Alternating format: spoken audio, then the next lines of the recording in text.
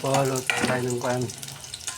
Gagawin po natin ngayong araw is tinolang manok. Yan po manok. Ito papaya. Dahil ito natin yung manok. Okay. Haluin.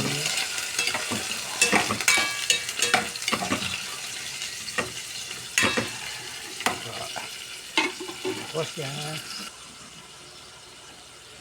Lagyan po natin yung papaya.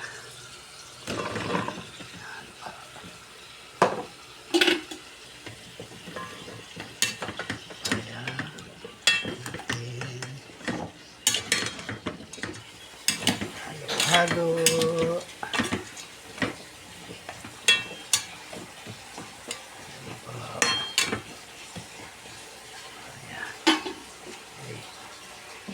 Ito natin ng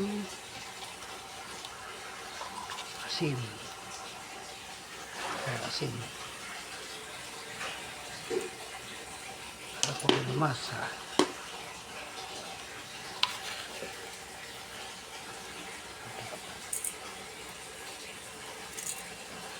Ito muna yan. Tapos po natin ang sabaw.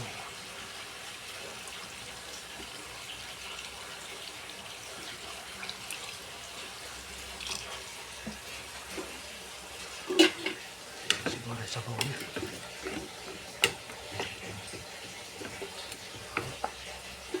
Pwede po kasi kami sa sabaw. Dagdagan po natin ang sabaw. Okay na po yan. Ito. Ito po Lods. Done cooking our lunch. Ito na po ang tinolang manok with papaya. Okay po. Kuha na natin ng konti. Okay na po ito. Wow, amoy pa lang po. Sarap. Okay po. Okay na ang pananghalian. Ulam. Kayo po, nakapagluto na ba kayo? Okay po. Good night everyone and God bless.